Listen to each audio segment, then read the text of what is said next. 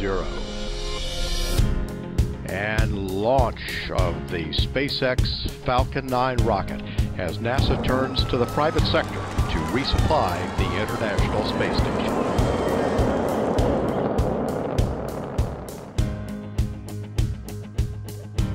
A future where we're a spacefaring civilization is a far more exciting and inspiring future than one where we are not.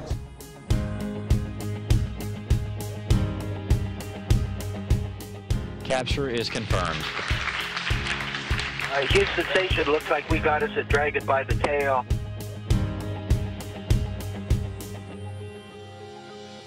Our long-term goal is to be able to develop the technology to transport millions of people to Mars, which will preserve the future of humanity in the event of a calamity on Earth. I absolutely think we want to have a future where humanity is out there exploring the stars and where we have human civilization on multiple planets. When the U.S. government decided to stop funding the space race, the co-founder of PayPal and Tesla Motors, Elon Musk, stepped up to the plate.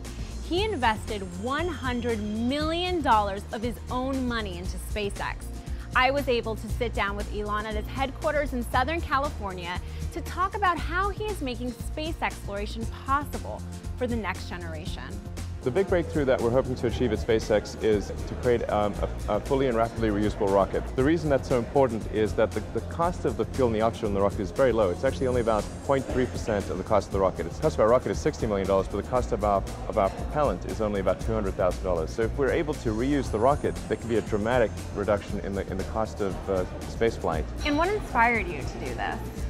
When I was a kid, I thought about what would most affect the future of humanity, and I think it's fair to say, and probably pretty obvious to most, that a future where we're a spacefaring civilization is a far more exciting and inspiring future than one where we are not. And even though in the Apollo era, when we sent astronauts to the moon and only a handful of people went to the moon, in effect we all went there vicariously. Tranquility Base here. The Eagle has landed. Why is space exploration important? Shouldn't we be focusing on what's going on here? I largely agree that we should have 99% plus of our energy focused on solving problems on Earth. But I think we need to preserve a small amount for a future beyond Earth. You can say, well, how much money should we spend on extending humanity into space? And certainly it should be far less than we spend on healthcare. But maybe more than we spend on lipstick.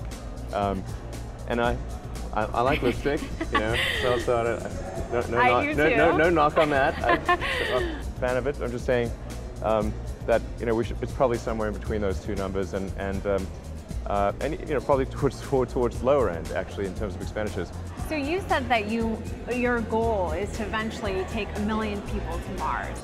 Millions, yeah. How? But isn't that going to be expensive? How are people going to be able to afford that? The key threshold, I think, is $500,000 to move to Mars. Why is that? In order to achieve that, you have to, first of all, have a fully reusable system that can travel to Mars and back, and you have to pick the right propellant combination. And I think with methane oxygen, you can do it. If someone were to work hard, save their money, and really have that as their goal, that by the time they hit their sort of mid to late 40s, most people in America could do that, if that was their goal. So I should start saving up right now. Yeah, and then of course you'd sell your house and all your belongings on Earth. That's because you're moving to Mars. I mean, obviously $500,000 for a vacation would be crazy, but if you want to move there, you would sell your belongings. Yeah, you don't need your house on Earth, that's for sure. You can have a free return ticket, by the way. The return, because we need the spacecraft back, so. Okay. A lot of times, actually, people will embark upon trying to solve a problem where success is not one of the possible outcomes. In this case, I think success is one of the possible outcomes. That doesn't mean we will achieve it, but I'm confident at this point it is possible. While $500,000 sounds expensive, remember that the Russians once offered trips for $35 million just to go to the space station. While creating a civilization on Mars sounds a little tough, it's certainly not going to stop Elon Musk from achieving his dream of one day colonizing the red planet. What advice do you have for young people who are trying to get into this industry? I do think more people should study engineering and science, and actually I'd say particularly engineering. Because engineering is, I think, the closest thing to magic that exists in the real world. Engineering is creating some new device that never existed before, and that can do things today that would be considered magic hundreds of years ago. It's pretty amazing what we can do. We can create images, you know, and do holograms and things like that. And all of these things would have gotten you burnt at the stake, you know, 300 years ago. What is the next gold rush? What's the next .com for young people? What industry should they be looking into? Well, I think there are opportunities in energy, sustainable energy, in artificial intelligence, in genetics. Those are probably the three big areas. And what advice do you have for young people who are trying to get their startups off the ground? I think that the thing to do is to try to create a demonstration article.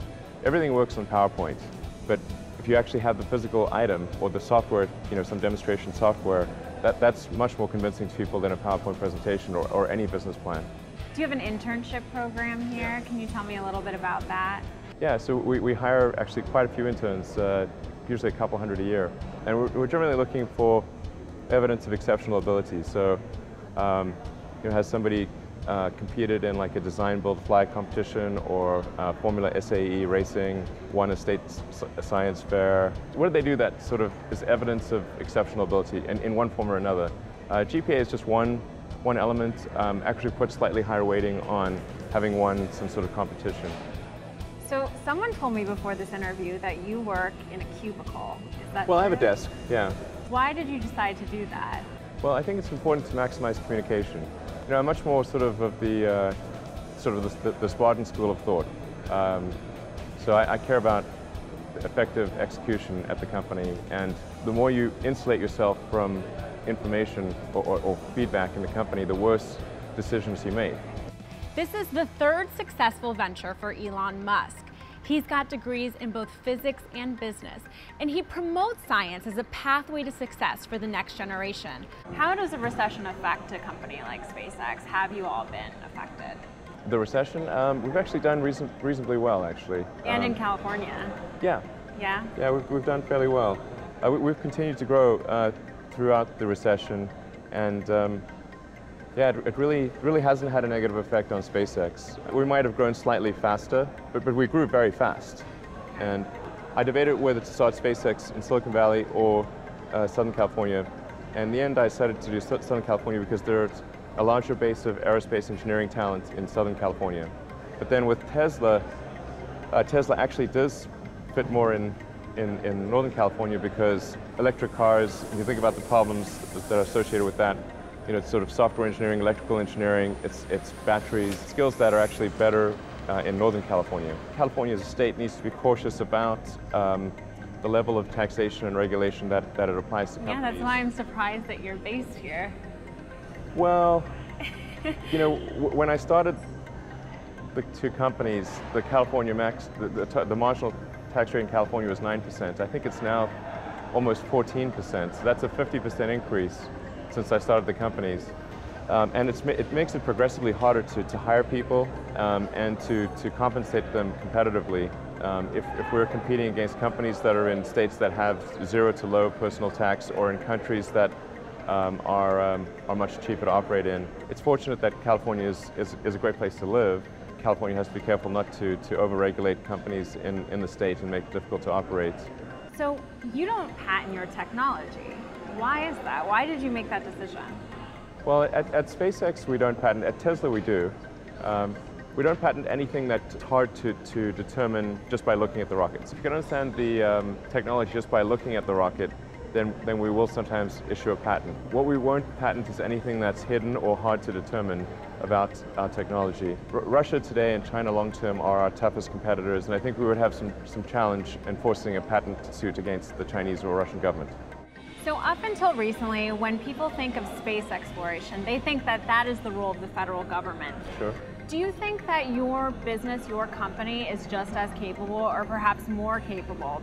Well, I think that the likely solution is going to be some combination of of a private and government effort. So not completely privatized. No, I don't think it's likely to be completely privatized, but I do think it's likely to be majority private. And government can be quite helpful in the beginning. While I'm very much a proponent of the free market, there is a limited role for government in certain areas, particularly where it's a large expenditure, but it provides a small amount of good for the whole country. Something like the Hubble Space Telescope is a good example. We learned a great deal about the universe. We got these incredible images, and they were just sort of these stunning images, and I think it really was helpful in inspiring kids to study engineering and science and that kind of thing, and to learn more about that. And life has to be about more than just solving problems. It can't be that all you do every day is wake up and just sort of solve one miserable problem or another. They have to be exciting and inspiring events that make life worth living in the first place. Against all odds, Elon Musk is inspiring a new generation of explorers and innovators who believe that space travel is possible for everyday people, not in some faraway time, but in the very near future. For Next Generation TV, I'm Michelle Fields.